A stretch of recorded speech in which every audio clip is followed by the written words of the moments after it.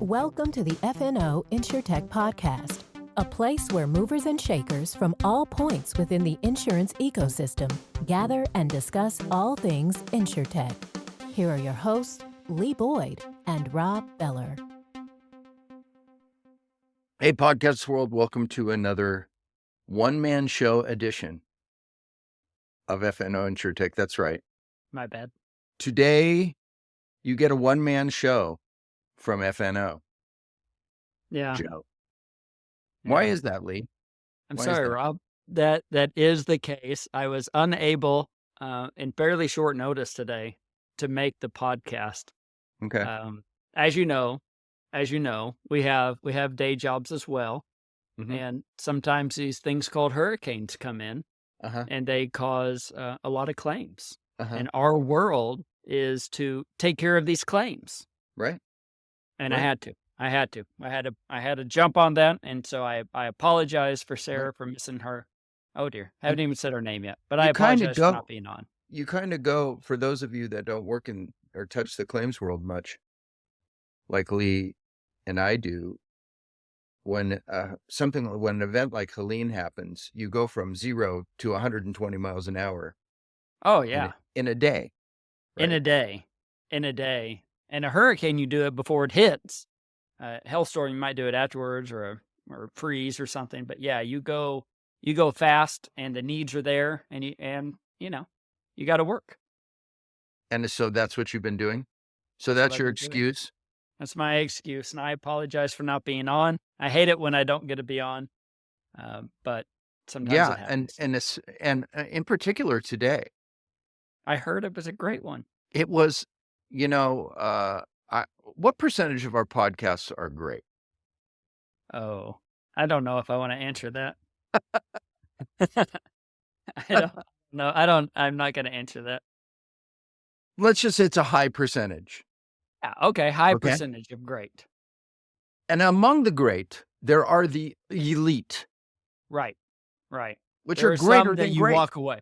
Yeah, you walk away and you're like, that was an amazing podcast. That was an amazing podcast, right? Yeah, and if you were a guest on our podcast and you're listening, you're probably one of those people. You can just count on that. You know that. If you've been on our show, you're one of those people. Yeah. But why do you ask this, Rob? And we don't say that about everybody, even though we just did. Even though we just did. So our friend and guy who gets us in places, Caribou Honig, Where's a hat? who was one of the first 4 people on our podcast in 2019 and has been on the podcast more times than we can count. Yeah. Said to us, you know who you need to have on your podcast?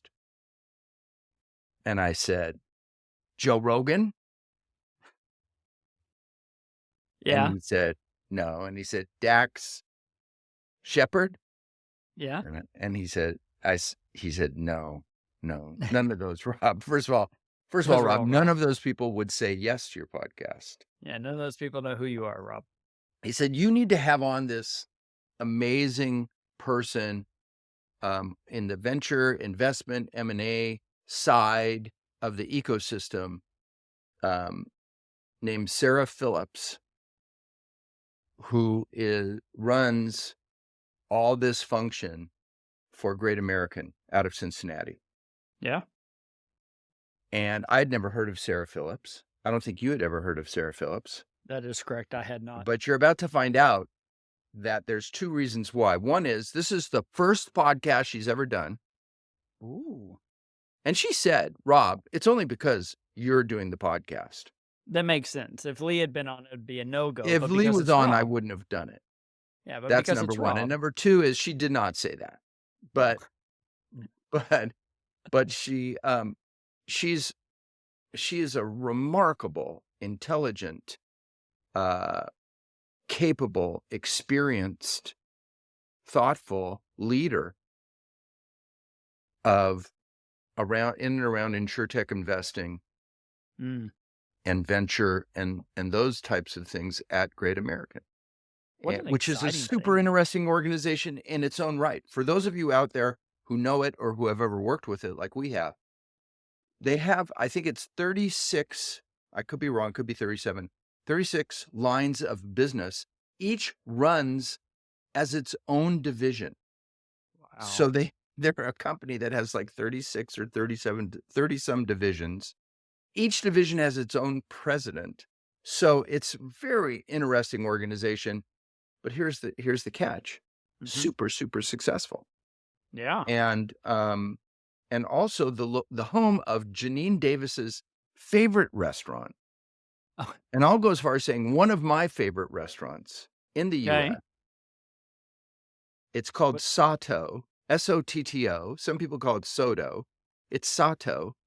It is downstairs in an old building.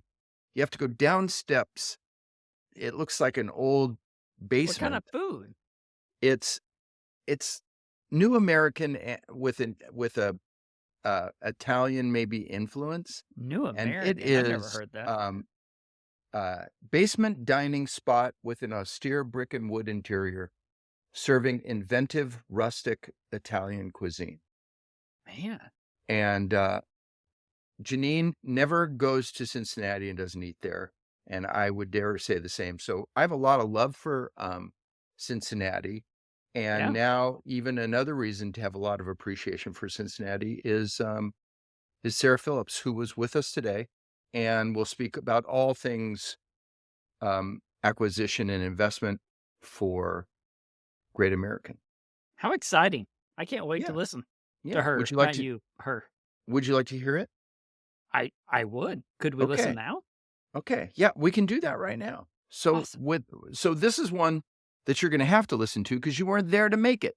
That's right. I can't run into her at a conference and say, I heard your podcast, or thanks for being, I got to hear it. I got to listen. And I will. So without further ado, let's go straight to our interview with Sara Phillips, head of M&A. I believe that's her title, at Great American.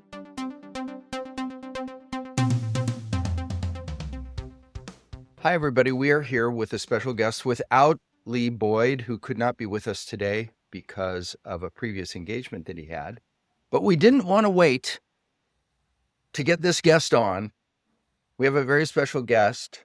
We have Sara Phillips from Great American, the acquisition arm. Is it? Can I say that? Is that a fair way of saying it? Yeah. I wear a lot of hats. And I can, describe all those different hats. That is certainly part of it. Yes. And so are you in Cincinnati, the home of Great American? Yes. I am here in Cincinnati, Ohio, at the headquarters of Great American, along with a handful of other insurance companies. We've got Cincinnati Financial and Western and Southern in our backyard as well. It's a hub. It's a small insurance hub in the Midwest. So. So I started going to Cincinnati years ago to see Great American. I sold to them once upon a time, and they were a customer for many years, and kind of fell in love with Cincinnati. Yeah. Honestly, I am not from here. It's a great town. Okay. I grew up in Colorado, so I'm from Boulder originally. Went to school on the East Coast and lived kind of East Coast, West Coast before I moved here about 10 years ago. I heard a really funny story actually from a fund that came to visit us, actually a guy who works with Caribou. I won't say his name, but he told me the first time he ever came to Cincinnati, he was coming to interview with P&G, who's also global headquarters is here. And he said he kind of fell asleep on the plane and woke up and they said, welcome to Kentucky. And he was like, oh my gosh, I flew to the wrong state. How did I do this? But we're right there on the border of Ohio and Kentucky. So right on the water. Yeah, it's a little known fact to those of us who aren't from Kentucky or Ohio that you guys don't have your own airport, so to speak, right? We don't. It is in Kentucky. So you cross the Kentucky. border here. Yep. It's charming. It's a charming place to be. We've got a lot of Fortune 50, Fortune 500 companies based here. Yes. Here Yeah. to see. But there's a lot. There's a great entrepreneurial ecosystem around fintech and insuretech. We've got some great funds here that are focused both in the region and externally, and it's a great place to visit. Next week is Startup Cincy Week, so there's a lot going on here. What's that? So it is a week of meetings that are hosted by our local kind of for-profit, nonprofit effort called Centrifuge. And they invite VCs, founders, investors from all over the nation. And they put on a full week of events. They've got panels. They've got their annual meeting for their investment fund. So young startups can come and raise money from them. They also invest in funds. Cool. And there's a lot going on. So, it's a great time to be out here. And Cincinnati is, I think, really proud of the way it's grown its entrepreneurial ecosystem over the last, 5 to 10 years. It's actually also very beautiful there.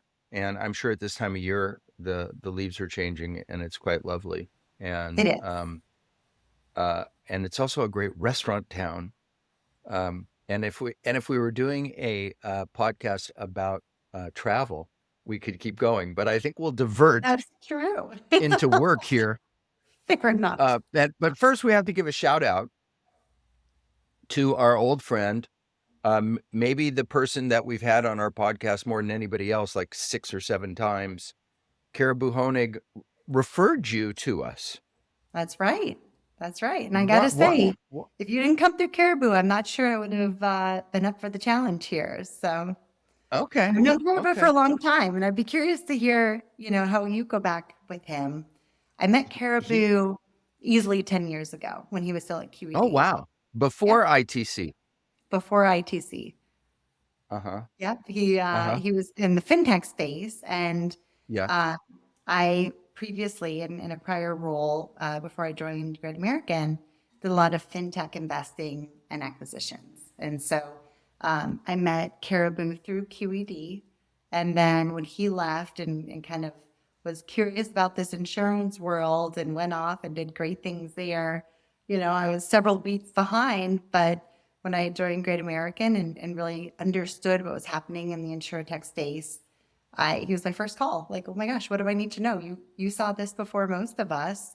This feels like it's underway. It feels like it's kind of following the same trends as fintech in terms of partnership, the valuations, fluctuations, and what have you. So he's been a great mentor and resource in the space. So I'm grateful to him for recommending me to you. How do you know Caribou? So, I know Caribou. We know Caribou from ITC. We went the first year, which was it was stunning that there was 1,500 people there to talk about InsureTech, right? And of course, the next year there was 5,000 people. And we found Caribou to just be incredibly generous. We were starting our podcast. This was, I think, 2018. And we thought, well, you can't talk about the world of InsureTech unless you have some connection to ITC.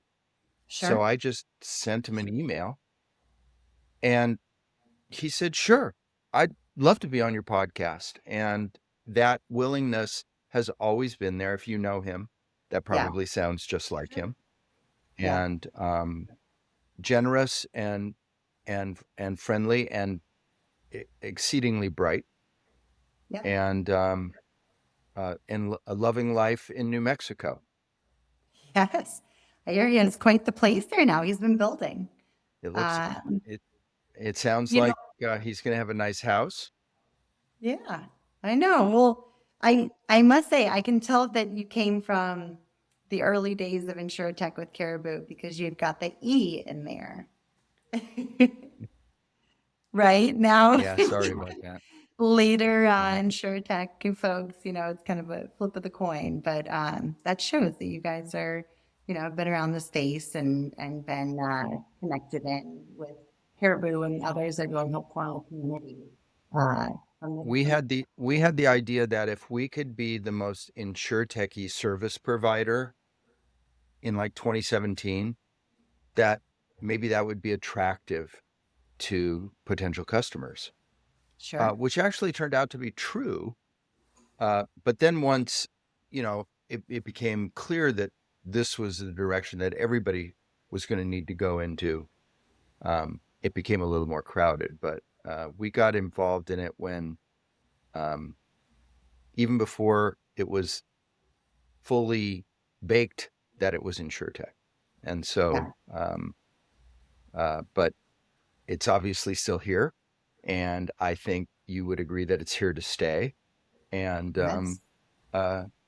and so we've had a lot of fun with it, almost 300 episodes, and lots and lots of met so many interesting people, and yourself included. So let's use that to jump off with whatever the heck it is that you do. You have, and I said to you before we got started, you have a super cool job. We have lots of different people on our podcast, founders, CEOs, etc. But I think the most interesting, cool job is yours. So I'm not going to spoil it. Tell us your title and tell us what you do at Great American. Sure. Well, I'm very flattered. And, I think half the people, when I tell them what I do, their eyes glaze over. But in the InsureTech space, I am grateful to have a dynamic seat at Great American. My team is small, but very hardworking. We wear a number of hats. So one hat that we wear is called new revenue. What that means is new divisional formation. And if I may, Great American has two key areas of our company. We had a third, our life and annuities division, that we sold to Mass Mutual about 3 years ago at this point. It was a big deal for us. Right. So our core business is specialty commercial insurance. We have 36 separate divisions. And I think you'll hear our leadership talk about having 36 CEOs, where we operate on a pretty federated model. And so new divisional formation means how are we thinking about 37, 38, 39, 40? And that can encompass new to us risk or new to market risk. So for example, we don't have exposure to certain areas of the insurance world today that are gaps in our portfolio. And so what's the right way to enter those? We've been open build or buy. Yeah, build or buy, talent acquisition, or acquire a company to help us kind of build the foundational asset and grow it in a certain area. So that is one hat that we wear. Another one is acquisitions, right? So focused on M&A. We look at deals from the market. We look at ways to be proactive. The hardest part there is finding accretive growth, because we are a profitable company, and it narrows the scope quite meaningfully when you're really thinking about what you can go after that is truly additive to our existing performance. We also do strategic investments. So we'll take an equity investment in companies either for financial return or for strategic purposes, where we have a commercial agreement with the company as well. And so we've done a handful of those and are really proud of the quality and scope of our portfolio with companies, InsureTechs that we work with, that we have an opportunity to participate in the upside value creation. We do partnerships. So companies that we don't work with, that we don't invest in, but we would like to work with, we facilitate InsureTechs finding the right place across our highly matrixed organization. And then I also work with the private equity book from a pure financial return perspective. So we are proud to be LPs in Caribou's fund, as well as a handful, roughly 160 other funds. And we make direct investments as well. So that was a long answer, but that's, about a summary of my workday. How do you, I'm sitting here thinking, how do you find time to sleep? Where do you fit that in? That's at the bottom of the list. My goodness. you guys, you have a large charge. I mean, and just for a little bit of color, the Great American's one of the more unique insurance organizations that I've come across. When I worked with them, each division was kind of a freestanding animal entirely. Yeah. The amount of shared services was very small, and each one almost ran as its own company. Yeah. Is that still It is. the operating model? Yeah, it is. I would say probably the shared services has grown. When you think about the need to own and draw insights from things like data across our organizations, I think a lot of large organizations, us included, that operate on a federated model typically don't fully integrate or port over an acquisition to their tech systems out of the gates, right? They own the division, they run it. If they have things and operations and systems that work for them, so be it. I think as we start to look towards large language models and thinking a lot more about insights and culling from our own data, there's a lot more focus on trying to merge back end and really operate a little bit more efficiently. So it's a mix. But it is from a decision perspective, I think for startups looking to sell to Great American, it's a double-edged sword. It's not an executive level decision for everything. If you find a division where you've got a great fit, you're off to the races. If you're looking to scale with us, you've got 36 different sales pitches and 36 decision makers. So it cuts both ways, but I think for the most part, we're very approachable. So does that mean, and I'm guessing here, but as far as like identification of a strategic identification of a particular company that you may be interested in, or a type of company you may be interested in, does this mean you have potentially 36 different companies, divisions coming at you and saying, you know what we could really use? I mean, how in the world is that the case? Does everybody have access to you to be able? They do, yes. Some use our capabilities and expertise more than others, but we are in service and grateful to work with all of them. And honestly, the opportunity to go deeper and think about our different divisions, right? We've got commercial trucking. We have 3 different commercial trucking divisions. We've got 3 different workers' comp divisions that all have a different perspective and approach to the market. We've got small divisions that are very, I think, smart about leveraging shared services because they have that advantage of being part of the Great American family. We have some large divisions who like to keep it in-house and run really autonomously. And so it's a mix, but it is very busy. And when Division A or Division B come to you with an idea or a thought, are you trying to identify companies? I would think that you're trying to identify targets or opportunities that can work across a number of divisions. Is that the case, or might it just be focused on one? Yeah. I mean, there are complexities to having more than one stakeholder. If you think about an acquisition, it depends on whether it sits within the business and is a strategic acquisition aimed at growth, or if it's an operational play and many divisions can work through and benefit from the same leverage. And so the more you have involved, it can get a little bit tricky, right? To make sure that the value is extracted each different place where it can be. If that's predicated, if you're underwriting an opportunity, a partnership, an acquisition, an investment, to make sure that you extract value across. But at the same time, if there's a great fit, we make it work. And I think that our divisional presidents are extremely shrewd in running diligence and understanding the right way that they are going to approach an opportunity. Mm-hmm. Yeah, the spread of ownership, right, among all those divisional presidents, so interesting, right? So you have deeply interested, invested individuals running each of these areas.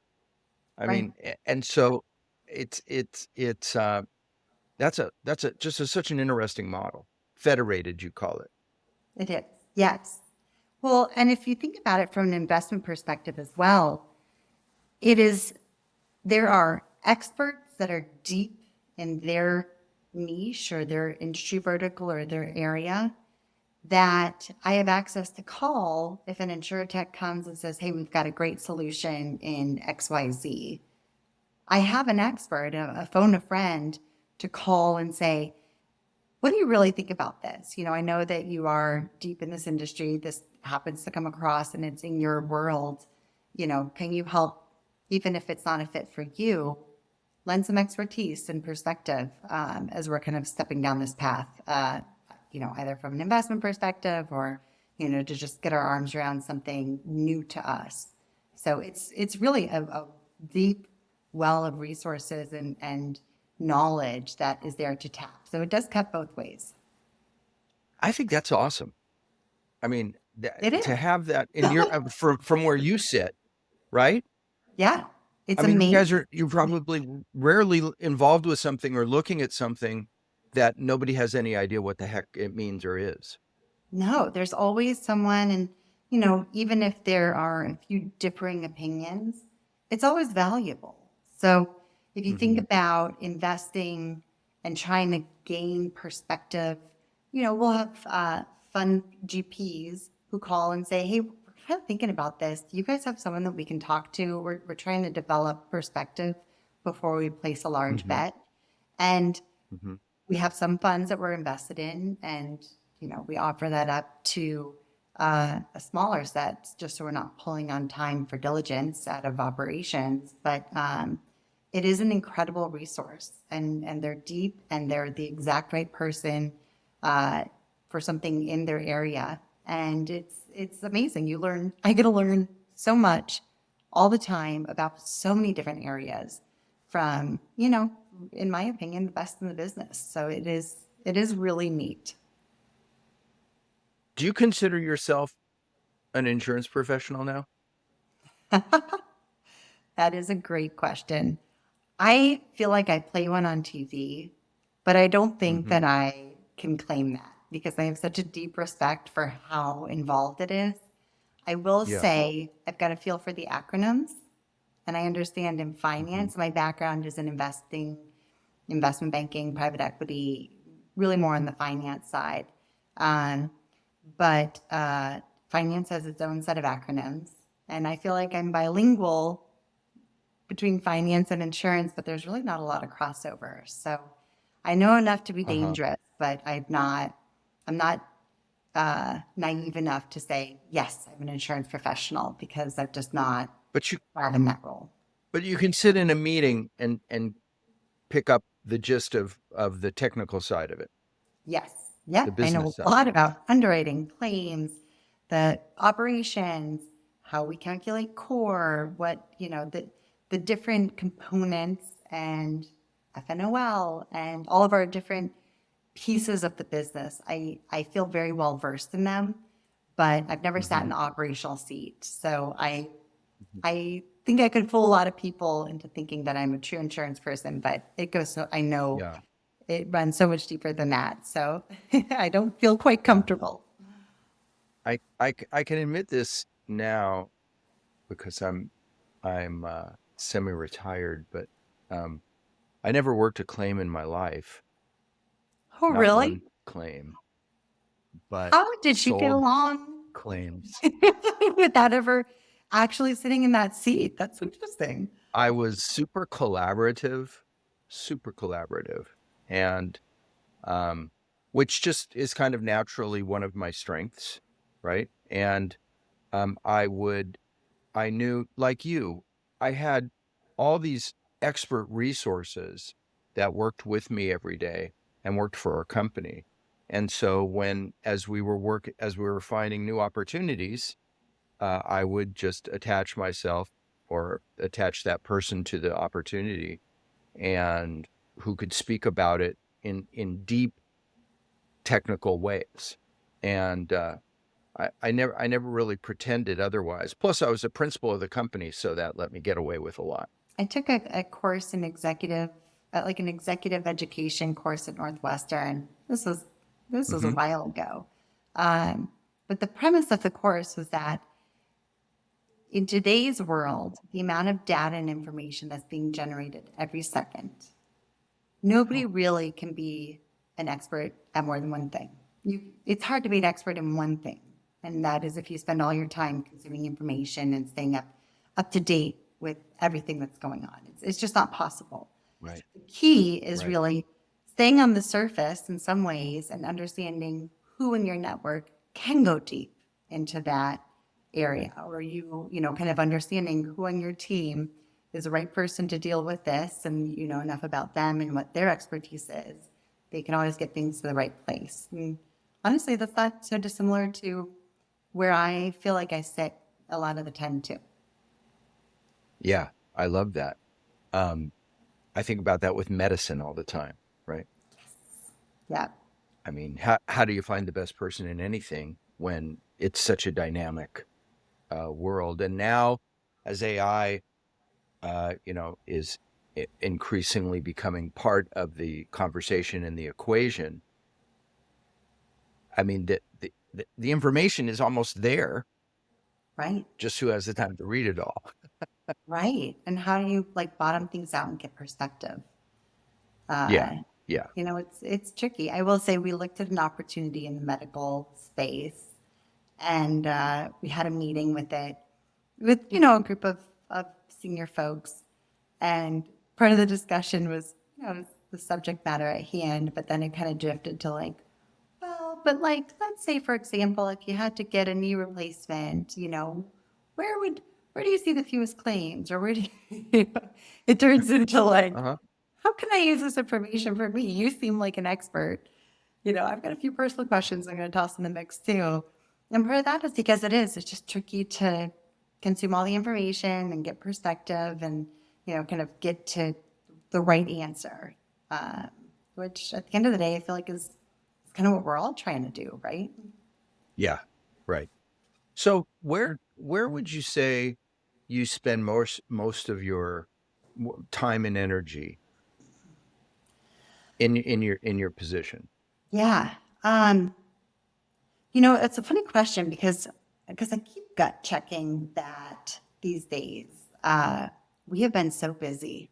And when you think about a group that handles, a couple different areas, typically there's an ebb and flow, and maybe one will spike while one kind of ebbs, and there's a balance to things. But I feel like this year, and it's not just us, but anyone I talk to in the industry, it's just been the summer, there was no lull. It was incredibly busy. And this fall has been incredibly busy.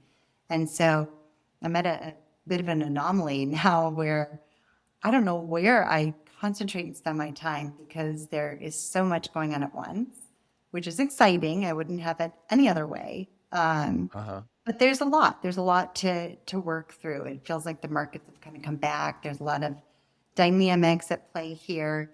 But if I had to say, enterprise versus division is one way to think about, am I working in the divisions? Am I working at the enterprise level? And then another split, I would say, is internal and external. And I think a lot of my job really needs to hit those 4 quadrants. I need to be really focused on understanding deeply what our internal needs are and what our company style and approach is, and then have all the right touch points externally to say, what are the opportunities that are being quietly shopped? What are opportunities that are kind of coming up and getting some good attention? Where's quality talent moving that I should pay attention to and kind of track? And so there's a balance there. And while maybe some days or months I do it more evenly, Right now, I'm just kind of getting through my day, which is very packed, and just making sure that we're at least moving the ball forward. Is the marketplace changed much from your perspective, from what you do, your needs, in the last couple of years? I mean, obviously, there's been great changes around money and valuation and cost of money and other drivers that all affected the marketplace, and also each individual startup out there, right? Yeah. Um, and what about for you guys? Has it been a time of change over the last couple of years? Is it continuing to change now? You said it's been so busy. Is that a Yeah, function of the new direction? Talk about that. that's a great question. Um, I I think that when you see such swings in valuation and such big changes in the market, I think the seat that I sit in, the repercussions or consequences of those big shifts externally mean that there are a lot of different ways to think about engaging with outside companies. Um, I think when valuations were sky high, there was um, a lot of high demands around minimums or thinking about equity in anticipation of a commercial agreement, but not alongside it. Um, and now I think you see a lot more discipline around having these conversations with external parties where CEOs are a little bit more open to sitting down and really thinking through creative solutions where it might take a little bit more elbow grease, especially across, a more complex organization. Um, I think that there are more interesting solutions instead of just taking whatever the market will give you that feels a little bit more standardized. That takes more time. It's more interesting. But, I think the other piece of that is that there are companies that will come to you and say, hey, we're raising money, but quietly, we might also be looking at strategic alternatives. What's your appetite? And how could this look? And so I think there are more business conversations instead of investing conversations, Mm-hmm. which is great, right? It takes a little bit more Mm-hmm. work on both sides. But I think that, that's where more value is created. So that's been the theme, I think, of this year, certainly. Uh-huh. So the dynamics are changing. Yeah, conversations are changing, needs are changing. I think what's being asked of Mm-hmm. CEOs in this environment is different, right? There's a path to profitability versus just pure growth metrics. And so the outcome is a different kind of business proposal that you see, Uh-huh. in my seat. Uh-huh. Um, so do you consider yourself CVC? No, which is different, I think, from a lot of our peers. A Right. CVC really has a set allocation and a need to deploy capital at a certain cadence, right? And you're kind of measuring yourself maybe internally, against benchmarks and vintages. And that is not how we work. Um, Honestly, I wasn't sure if I would have, I thought I would have more of an allocation when I first took this job.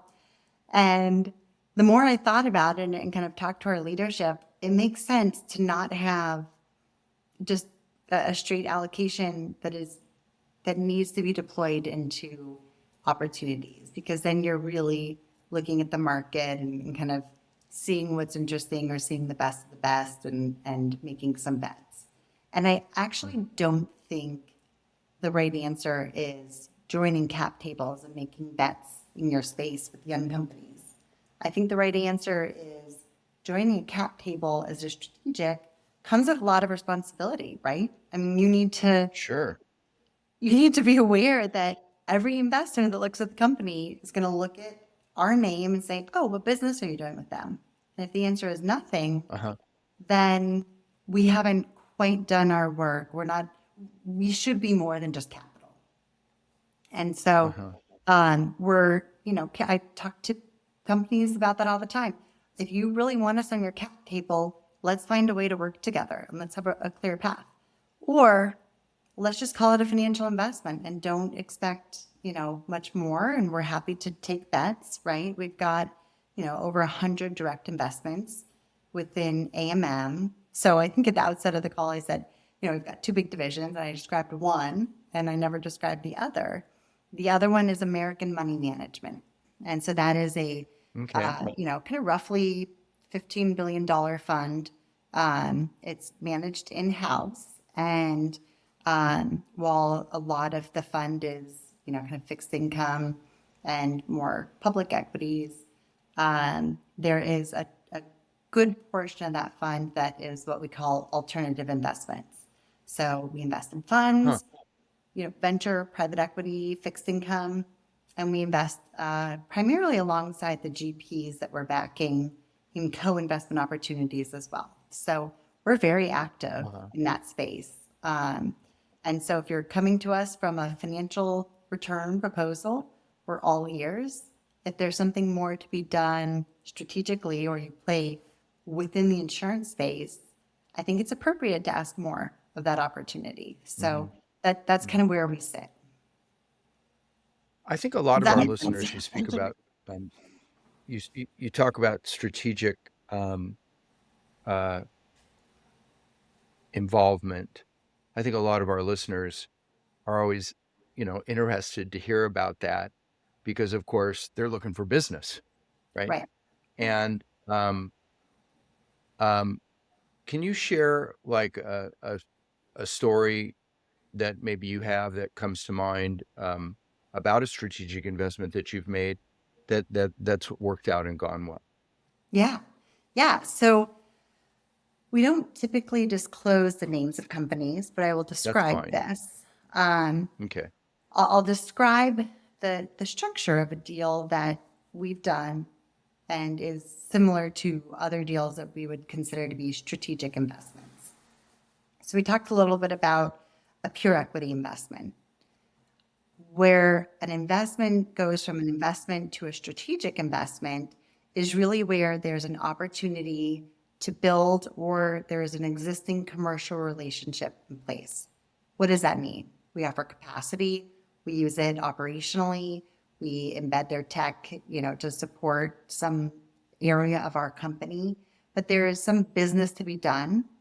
And in addition to that business, we think, well, this is significant enough to us or significant enough to the company. And we think the business that we're bringing to the table will move the needle. Let's make an equity investment and participate in the value creation that we bring to the table. And theoretically, if you are able to account for some of the revenue that's projected and you look at that and you think, well, I know they're going to hit that because I'm signing that contract, my company, then it almost lets you invest in companies that are a little bit de-risked because of your involvement in the company. And so that's where, in my opinion, you move the needle from investment to strategic investment. And then, there are some deals where you look to negotiate some sort of discount on utilization. And to the extent that that discount, especially with a lot of different divisions, incentivizes other divisions to use it as well, then you've got proliferation of technology across divisions and it becomes more of a virtuous flywheel. So probably a lot of jargon in that, but hopefully you see where just call it a test. That's all. Apologies, If you can follow that, folks. We've spoken to many, many, many InsureTechs through the years. Many that are still here, many that are no longer with us, but many have spoken very, very highly of the insurance companies, the carriers, who have worked with them directly and brought them in to use them strategically, right? And frequently it's turned out really well, right? Because they get the kind of extra effort, I think, that's necessary for adoption to properly occur. Because as you probably know, working in the insurance industry, one of the knocks, and I've worked in the insurance industry for decades, one of the knocks on it is change, not too interested in change, right? Not getting in line. They're not good.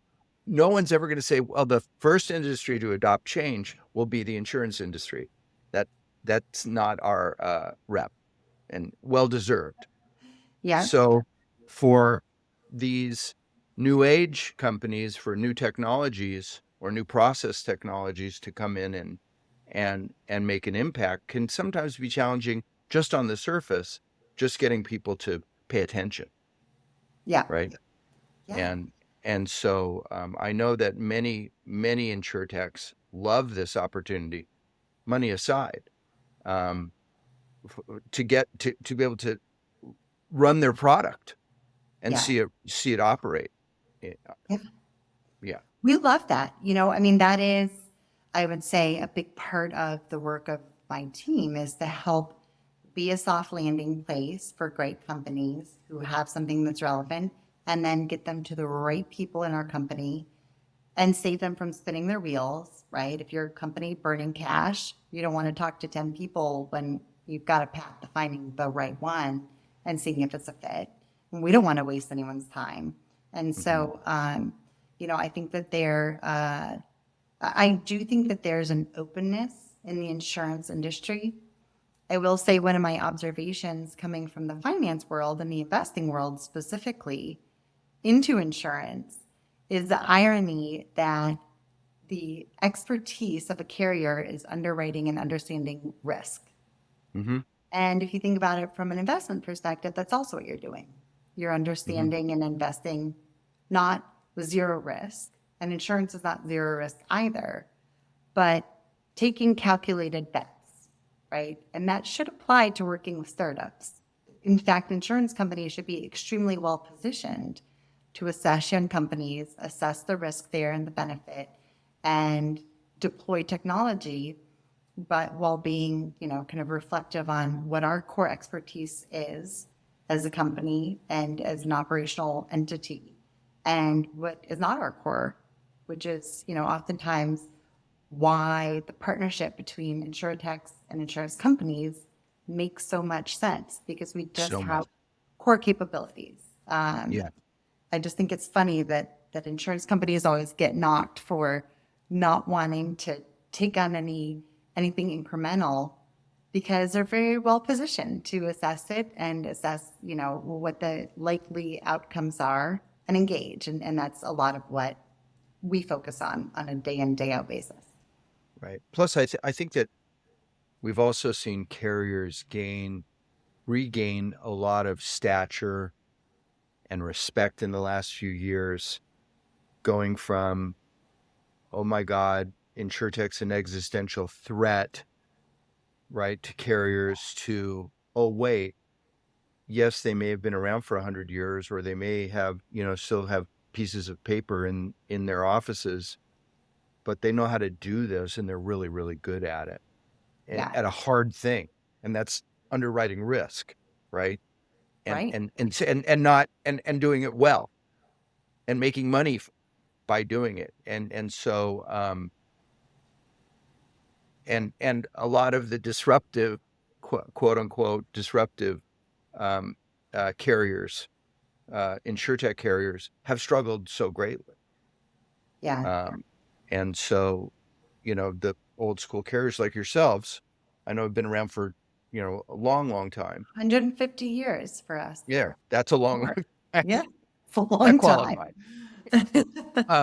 They're really good at what they do. And so, and we've seen in the last 5-8 years, many carriers adding teams similar to yours, like yours, so that they can capitalize, they can leverage their talent. Yeah. Right. Yeah, I think as you look out across the landscape, there are a lot of incredibly interesting and bright people doing incredibly interesting things.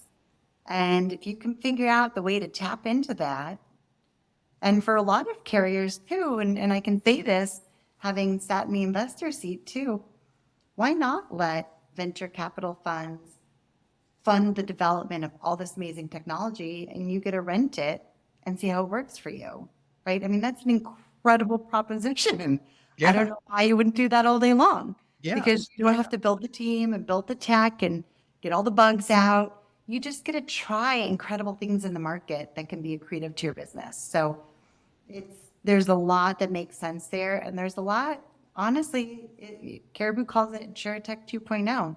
There's a lot of really serious innovation that is just so interesting. And I'm excited for the next 5 years, seeing where we've kind of come through this. Are we being disintermediated? No, we should partner. Should we buy? No, do we invest in a bunch of companies? How are we approaching all of this change? I think a lot of that has settled. And I think the next 5 years is going to be, especially with AI kind of folded into the mix, a really interesting time. Now you've answered my next question. Oh. And I'm going to get you back for this, but no, seriously, I wanted to ask you, what excites you now? I mean, AI and LLM and things like that have to be very exciting for you. And you said the next 5 years. Can you give us a little more there? You don't have to name names or anything, but just what excites you for the next 5 years? So one thing that I use all the time is Copilot. And we've got that kind of enabled within our office environment. So I can search through my emails or old things or, notes that I've written or presentations and use AI in my day-to-day. And it has gone from, kind of experimenting and trying to push myself to use it to something that I rely on and use 20 times a day. If I do that in my individual role, the more that rolls out and starts to just at the individual level change the way and the speed at which people work, it is that just by itself is exciting. And then that paired with the ability to ingest data and kind of understand the right way to build and utilize LLMs and generative AI for specific tangible outcomes is a real thing. There was the blockchain and there was, all these different things that I think there was a short-lived belief that it would be transformational for a lot of industries. And I think this really is there because I see it, I use it every day. And so in an industry that uses data to understand and make decisions, the more data, the cleaner data, and more creative ways to access and fold that data into the way that we look at things. I mean, where does that end, right? Yeah. It's just, I don't know. What are you excited about, and what do you see? You talk to CEOs and folks in this industry all the time. What do you think is next? Yeah, that's a great question. I'm very focused around what you just said, and that is that the speed at which it can go. I'm really interested. As I mentioned earlier, Lee and I come from the claims end of the business, and claims has been traditionally super labor intensive. Yeah. And so to bring in tools, these models, generative AI, into speeding up the resolution of these claims and the positive impact that'll have on litigation, on many, many things, is so exciting. I think we're just starting to see it on the sunrise, right, on the horizon. Yeah. And I think 5 years is probably, we keep saying, I mean, we've been saying, boy, 5 years from now, since we've been involved in InsureTech, but Sure. I do think that is the case, that within 5 years, the impact on the claims end of the business will be substantial. And the major beneficiary of it will be the insured, Right. right? More Because they'll efficiency, have very cost quick down. resolutions. Yeah. Yeah. It's people that slow down claims more than anything. And so if we can get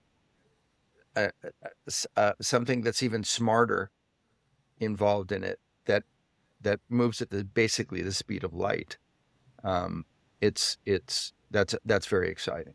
And so that's what we're focused around, is those things. And our organizational alacrity is focused around that as well. So I'm going to ask you one last question, because I've chewed through all your time and even probably a little more. Thank you for being so generous today. Okay. So you're going to ITC, InsureTech Connect. I don't know what edition this is, maybe 10 or so. Probably. Yeah. 8. Yeah. Yeah, they missed it. COVID kind of killed a few of them, Right. maybe. But why do you look forward to it? What do you look to accomplish there in general? Yeah. First of all, I just love that everyone in the industry gets together once a year and looks forward to it. And there's so much excitement around it. It's like a work party, you know? It's not like a work party. Work events. But it ends. I will say the first time I went, I think I made the rookie mistake of scheduling 30-minute meetings back to back all day. And then Right. one you miss or you're in the wrong spot. And then it starts to like snowball the rest of your day. Cascade, yeah. So I've learned from that. My goal there is to really reconnect with folks that I don't talk to all the time, but I at least I know that I will see there once a year, and we can sit and have less structured conversation. That is really the magic. And I love going to walk the floor. I try and take some time and just not have a tight mission, but just go out and just kind of see what is new, see what the themes are. You know, I remember years ago, I saw the first payments platform at ITC, and I thought, wow, okay, that's awesome. That's right. Payments is coming into insurance. This is a perfect opportunity for that. Then I saw a lending company, and I thought, well, that's interesting. You should be pairing lending and credit underwriting with insurance underwriting and have a dual product, right? And so I really like seeing it's both the unusual things that you see, and then, you know, a little bit of the kind of industry updates that you don't get in a presentation, but you can get in person. Right. So I'm excited. Right. I'll see you guys out there, right? You will. We will be there. And we are actually this year a media something, whatever they call it, media member. Oh, we've got the special tags. We're going to have a little badge, and we have to wear our headphones the entire time, which is a little uncomfortable. Just kidding. But no, we're there, and just like with you, like you know, for us, we meet people who end up being on the podcast, and that's really cool and exciting. Love to walk the expo floor because we get to see, you know, maybe a new interview that in a space that's maybe emerging, and that's all exciting. And but like you said, you know, having a cup of coffee with, like, it's so funny. I mean, to call people an InsureTech giant, they're a giant in our industry, but we have those people now, right? We're that mature. And because we've met many of them through this medium, you know, we get a little time with them, and that's really exciting. But I think your insight's great. I mean, the last thing that you need is another meeting, right? I mean, you can have all the meetings you want, You and you can. probably do. Anyone All day can. long. I mean, Yeah. you can, and all weekend too. That's that. But to have the opportunity to interact randomly is probably very beneficial. Yeah, it's great. I'll leave you with one story about Yeah, InsureTech. please. Please. We had a company that we invested in through COVID.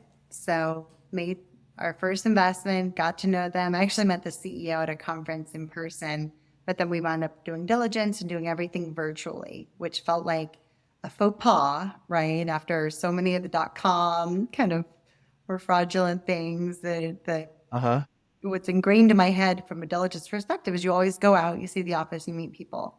And Sure. so COVID was the first time I had not done that. And so I have a board observation seat with the company, and they decided to have their first board meeting at ITC, where we all got together in person for the first time, which is a strange thing to think that had never happened before. And our task from the CEO, who's quite shrewd, he said, invite the most interesting person to be your date, and let's have a +1 board meeting with some interesting folks in the industry. So of course I invited Caribou as my +1 because who's more interesting than that guy? Cool. Nobody. And so he came in, he agreed. I felt very flattered because I know he has a very full dance card at the event. Sure. And so this was a few years ago. And he came in a little bit late. He had his fedora on, and he kind of walks around the corner of the Swinky restaurant and spun on his heel. And the waiter, I was like, oh, Caribou's here. And the waiter went over, and he knew a special drink on the menu, cowboy hunting. He said, I'll take a cowboy hunting. And he had his hat, and everyone was like, whoa, it's Caribou Homemade. And he had this very celebrity entrance into the dinner. And I thought, I think I won the contest for inviting the most interesting guy. So there you have it. I'll have to. So I'll have to remind him of that. We'll top that here. If we could have a moment, a Caribou moment like that, that's a good ITC. A Caribou moment. Like a Caribou moment. Yeah. He'll be there. He's still running around with fedora and all, I'm sure. And listen, what a pleasure this has been. Thank you so much. So much great information and insight. We really appreciate it. With big thanks to Caribou. And after spending 55 minutes with you, I know exactly why he referred and recommended you. So, well, I am honored. Thank you, for your time and, kind of sharing what your look of the world looks like and all the interesting stuff that you guys do. I really, really appreciate you having me. And like I said, it's my first podcast. So, rip off the Band-Aid. It's not so bad to anyone else. Okay. Okay. We'll always be the first one. So that's very exciting. Okay. Well, listen, we'll see you in a few weeks in Las Vegas. Sounds good. See you then. Take care. Thank you. Sara's company and the way that they operate makes a job like hers and a function like hers really interesting, and I think even maybe a little more effective.